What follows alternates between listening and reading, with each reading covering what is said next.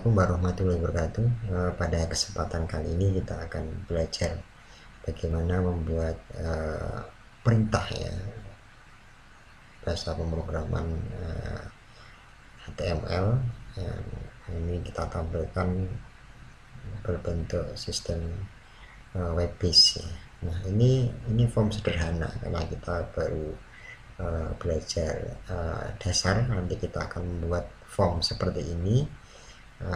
Di sini ada header, kemudian ada judul, ada running text, dan ada kolom-kolom isian ya. Ada nama pasien, kemudian nomor isian, nomor rekam medis, jenis kelamin ya, kemudian model pembiayaan, ada tanggal periksa, kemudian jam periksa, kemudian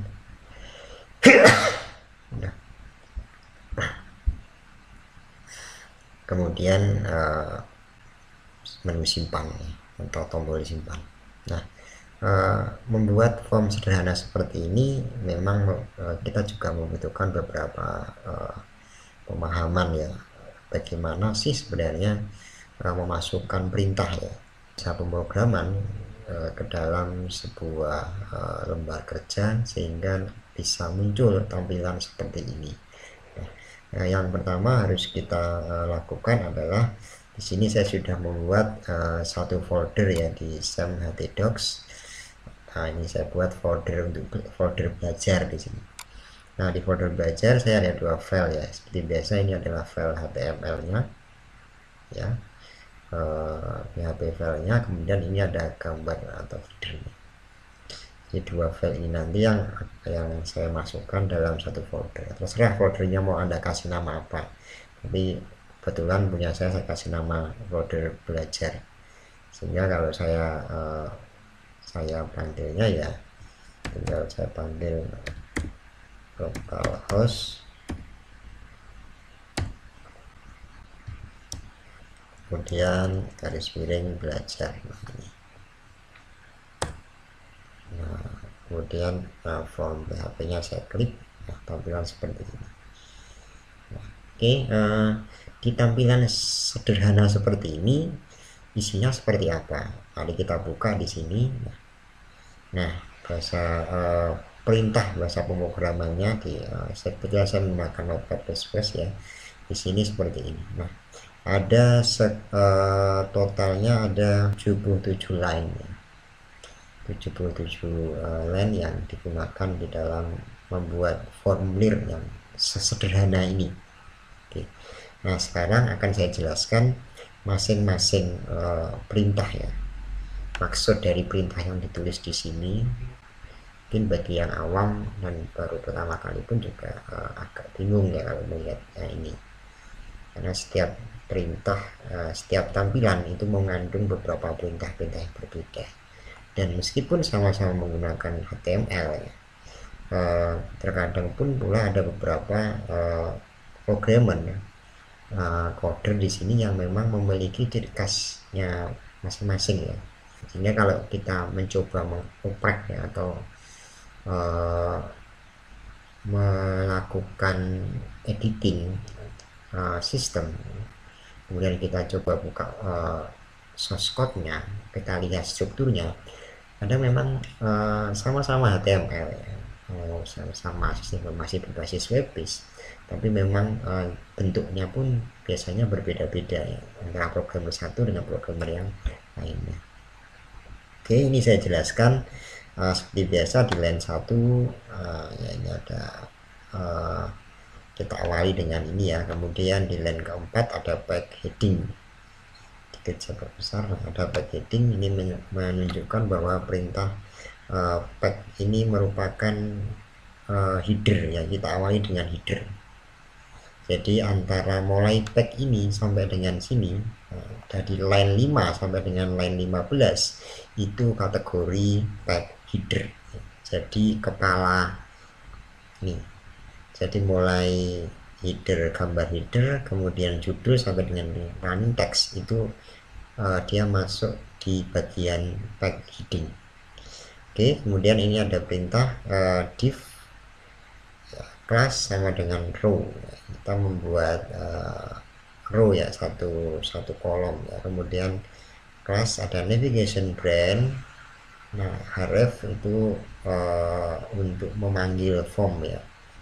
Kebetulan ini form yang saya pakai namanya formulir.php ya, sesuai dengan ini gitu kan nama formnya.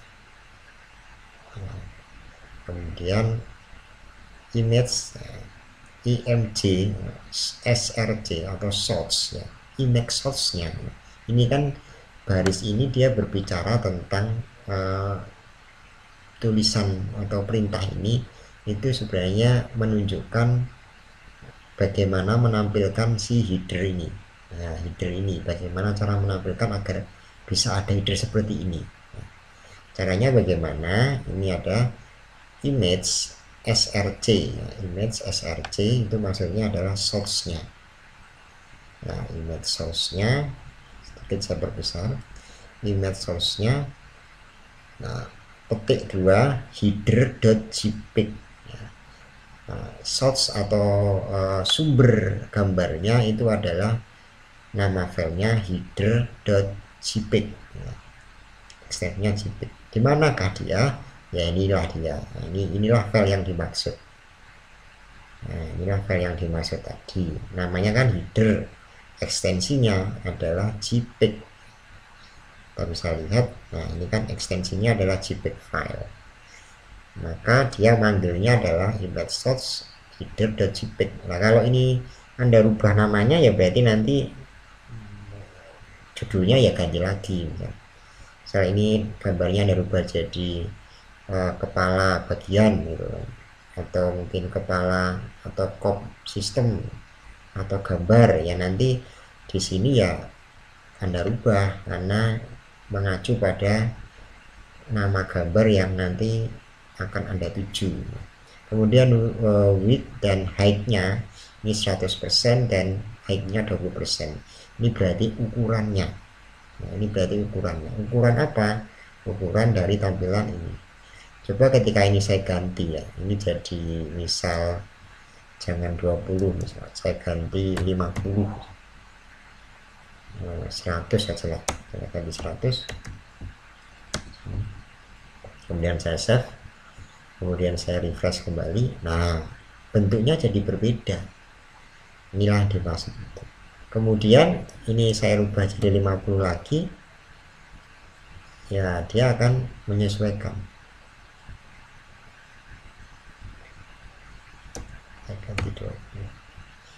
Kemudian ini source headernya jpeg-nya, headernya saya ganti namanya jadi H saja. Apakah pengaruh? Tentu saja gambarnya jadi nggak kelihatan karena nama gambarnya bukan H tapi header. Oke, saya ganti lagi.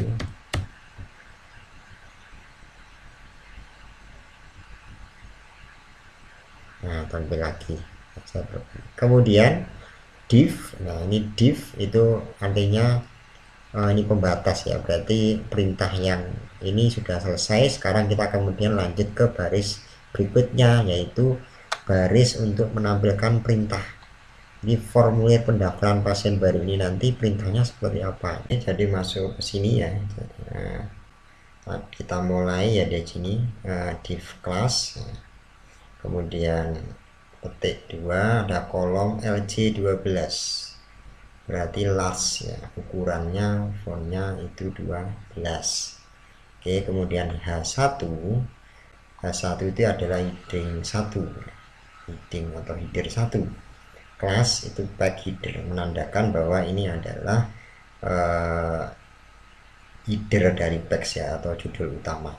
Nah, H1 namanya ini labelingnya ya, kalau mau saya tambahkan jadi pasien baru poliklinik ya otomatis nanti labelnya jadi berubah gitu kan.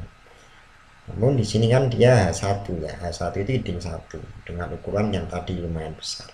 Kalau misal saya ganti jadi heading 3 atau heading 3, otomatis pasti nanti ukurannya jauh lebih kecil karena pakainya level 3. Saya refresh. Nah, ini kan jadi ukurannya jadi tambah kecil. Oke, saya kembalikan lagi jadi header 1 ya. Kemudian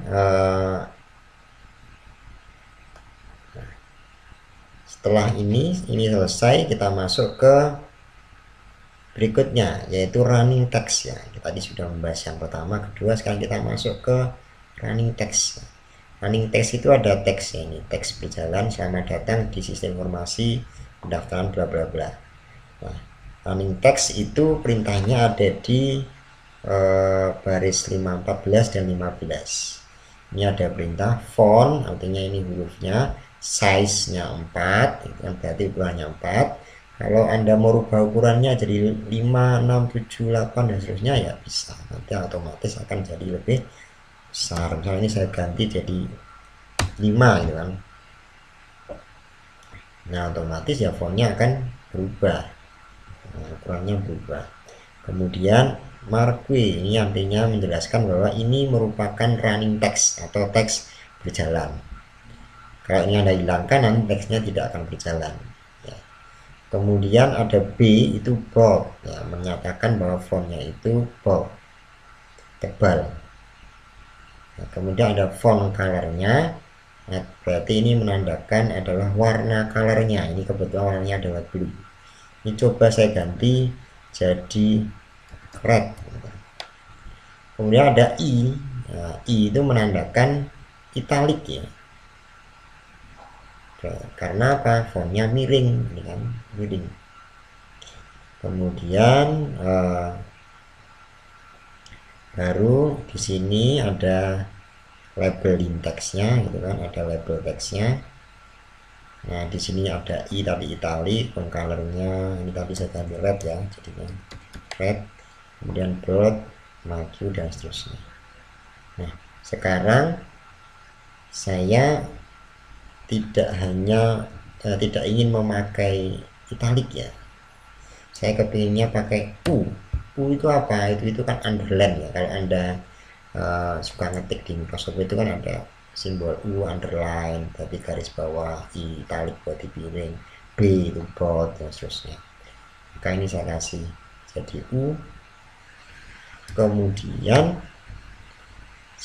boldnya saya hilangi ya, saya nggak kepingin ini bold ya, nggak usah tebal deh. Oh, tadi ukurannya 5 ya. Saya save, kemudian saya lihat, kita lihat ya, ini masih biru dan miring. Sekarang kita refresh, nah jadi merah, tidak miring, tidak bold, dan punya garis bawah. Jadi perintahnya seperti ini, sehingga tampilannya akan berubah. Kemudian kita lanjutkan di baris berikutnya. Nah ini div pada pembatas, kemudian kita masuk ke row ya, row itu berarti kita sudah masuk ke lembar kerja di bawah, dari mulai ini sampai dengan yang paling bawah. Oke, sekarang kita dimulai dari div class form group. Nah perintah sampai sini itu adalah perintah yang menampilkan kolom nama pasien. Satu kolom ini ya perintahnya sepanjang ini tadi, dari mulai line 18, 19 sampai 21. Ada nih label kelas kolom LC, kolom latch kolomnya itu ada 3 ya, maksudnya dia menggunakan ukuran 3. Label, control label berarti nama labelnya atau label yang ditampilkan itu ada nama pasien seperti ini. Kemudian div class kolom LC ya, ini kolom ukuran kolom untuk isiannya itu ada 8, ukuran 8. Kalau Anda rubah ya otomatis nanti ukurannya akan bisa tambah besar, bisa tambah kecil. Kemudian inputnya tipenya adalah teks ya, karena yang bisa masuk ke sini adalah tipe teks. Kemudian class form sama dengan form control, ini maksudnya adalah ya, ini formulir kontrolnya ini. Kemudian name sama dengan nama pasien, ini maksudnya adalah ketika nanti Anda inputkan nama ini, kemudian nanti dikonekkan dengan database, maka semua data yang nanti Anda simpan itu masuk ke database, dan databasenya namanya adalah nama underscore pasien. Nah, nanti kita akan bahas nanti ketika kita mau mengkonekkan antara perintah HTML kita dengan database, sehingga tidak hanya sekedar tampilan tapi nanti datanya juga tersimpan di database. Kemudian ada required. Required itu adalah perintah yang menandakan bahwa nanti form ini wajib diisi. Kalau sampai kosong, meskipun Anda simpan berkali-kali, sistem tidak akan mau menyimpan.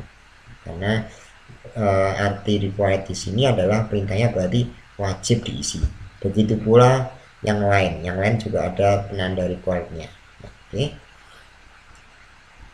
Nah, lanjut. Kemudian div ini sebagai penanda antara baris satu ke baris berikutnya, atau enter lah maksudnya seperti itu. Berikutnya kita masuk ke kolom ini, yaitu kolom nomor medical record ya. Ini ya, ini sama ya seperti yang nama pasien, jadi tidak perlu saya bahas. Ada perintah sama seperti ini, sama ya, ada requirednya, kemudian sama karena ini isiannya isian manual seperti ini. Kemudian berikutnya kita masuk ke sini, itu dari line 32 sampai dengan line 39 itu adalah kolom dari jenis kelamin. Nah, kebetulan karena dia pilihan laki-laki perempuan, dia menggunakan tipe radio button seperti ini. Saya tinggal klik apakah laki-laki atau perempuan. Caranya bagaimana? Di sini ada perintah Volin, ada baseline ya, ada baseline-nya. Kemudian td no wrap seperti ini, like. Nah, ini right ya. Ada perintah div berarti di pembatas lagi. Kemudian ada input tipe radio. Tipe radionya ini beda tadi. Kalau di sini input tipe teks ya, makanya tampilannya teks kayak gini. Nah, ini dipertegas inputnya tipe radio button, berarti modelnya adalah seperti ini, pilihan. Kemudian ada nama, name sama dengan j underscore kel, itu berarti jenis kelamin. Ini apa? Ini adalah nama database-nya, sehingga kalau nanti saya inputkan pilih yang laki-laki ya, nanti masuk ke jenis kelaminnya berarti langsung terinput laki-laki. Tapi tolong Anda lihat juga value-nya sama enggak gitu. Nah, value-nya L ya. Meskipun di sini tampilannya ada laki-laki, karena kita pakai value-nya L, berarti nanti saat saya menyebutkan laki-laki, saya pilih laki-laki di sini, yang masuk di database jenis kelamin adalah L, bukan laki-laki, karena value saya L. Tapi kalau nanti saya ganti menjadi laki-laki, ya nanti masuknya ya laki-laki, kemudian ini ya perempuan. Jadi value ini nanti menentukan yang terinput di database itu apa. Kemudian ada select, div dan seterusnya. Ini tidak ada tanda requirednya seperti ini, berarti Anda kosongkan nggak masalah gitu kan. Jadi kalau kolom ini kosong, no problem gitu, nggak masalah, tetap bisa tersimpan. Kemudian berikutnya kita masuk ke baris ini, antara baris ke-41 sampai dengan 50. Nah, ini adalah isian untuk jenis pembiayaan ya, padahal tampilannya sesimpel ini ya, tapi perintahnya cukup panjang. Karena dia sifatnya pilihan, berarti ya harus kita masukkan juga masing-masing pilihannya itu nanti di perintah kita ini gitu kan. Ini ada div class form. Nah, ini tadi sama ya, kolom class 3, labelnya pembiayaan, div class kolomnya ini, kalau classnya 8, kemudian ada select. Nah, ini beda. Kalau ini, nah ini kan yang tadi jenis kelamin tadi kan pilihannya langsung tampil di depan seperti ini. Jadi laki-laki perempuan jantan yang mana gitu. Tapi kalau pembiayaan dia kan pilihannya banyak, tapi tidak semua ditampilkan kecuali kalau kita klik. Berarti dia tipenya adalah select. Ya, ada select. Kenapa ada perintah select di sini? Artinya berarti jawaban atau opsi jawaban itu baru akan kita ketahui ketika kita klik. Nah, kalau nggak diklik ya nggak kelihatan pilihannya apa saja. When di select name sama dengan pembiayaan, ini berarti nama database-nya pembiayaan, ID, SY, class from control sama seperti yang di atas tadi ya. Kemudian option, nah inilah pilihan-pilihan yang kita masukkan ke dalam sini. Nah, contoh misal option value, nah pilihan value itu berarti nanti isian yang masuk ke database itu adalah pribadi. Label, nah ini item-item ini labelnya. Kalau ini contoh ini ya, nah ini kan ada pribadi nih, labelnya saya ganti bayar pribadi, otomatis di sini ya ganti jadi bayar pribadi. Tapi apakah nanti mempengaruhi, nah ini ke bayar pribadi ya, apakah nanti mempengaruhi nama ke database-nya? Tidak, karena di database value-nya tetap pribadi. Meskipun Anda klik ini, tapi nanti yang masuk database ya ini, kecuali labelnya Anda samakan antara label dan value. Kemudian value base kesehatan, value jam kerja, seterusnya itu sama. Kalau Anda mau nambahkan ya tinggal Anda tambahkan saja. Misalnya ini saya mau saya tambahkan.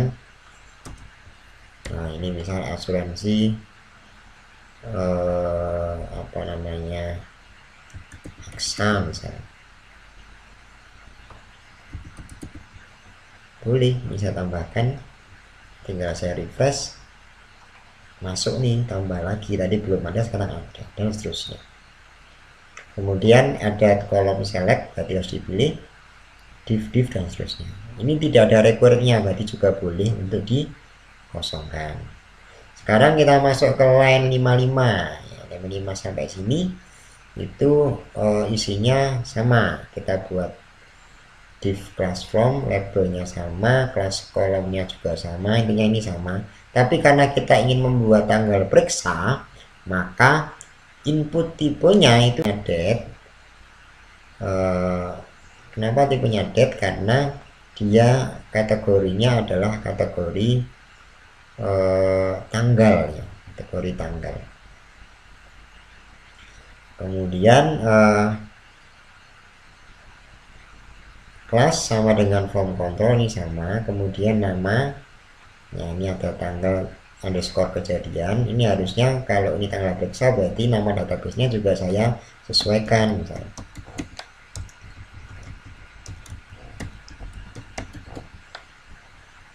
Oke, kemudian placeholder. Nah ini ada perintah placeholder, berarti ini menunjukkan bahwa nanti formatnya, ini formatnya menggunakan format tanggal, year, tahun-tahun, month atau bulan, day, dan hari. Berarti nanti kalau ditampilkan itu tahunnya dulu, bulan, baru nanti hari. Kemudian ada required, berarti ini wajib untuk diisi. Nah, sehingga tampilan dengan adanya perintah placeholder seperti ini dan input data yang tipenya adalah date, maka modelnya nanti akan seperti ini. Untuk tanggal periksa beda. Nah ini ada, kemudian saya klik ya, jadi langsung pilihannya tanggal. Saya mau pilih tanggal berapa, otomatis kita mau cari tahun berapa, tahun 2021, 22, 23 dan seterusnya, bulan berapa, tanggal berapa dan seterusnya. Nah kemudian kita masuk ke berikutnya. Div class from ini sama. Kolom 62 sampai ke bawah ini membahas tentang pemeriksaan, ini jam periksa. Ini sama ya, label kontrolnya RAS 3, labelnya jam periksa dan seterusnya. Nah tipe datanya yang membedakan ini, tipe datanya adalah time. Kalau tadi date, ini time. Kemudian kelas form control sama, nama, ini jam kejadian kita samakan saja ya, karena ini periksa berarti jam periksa untuk mempermudah penamaan dalam database dan file. Sehingga tampilannya ketika saya klik di sini, nah jadi seperti ini, jam 9 lewat berapa, AMK atau PMK. Karena saya menggunakan time di sini ya. Beda dengan ini, kalau ini date berarti tampilannya jadi seperti ini, tampilan tanggal. Kalau tampilannya input atau tipenya teks, txt, ya akan seperti ini. Nah ini misal tadi yang time tadi saya rubah jadi teks misal. Oke, saya refresh. Nah jadi kosong seperti ini. Maka dia menyesuaikan, tipe itu menyesuaikan ya. Jadi ada apakah dia tipe time, date, text, atau tipe button ya. Nanti ada beberapa tipe submit yang kita bahas di sini. Kemudian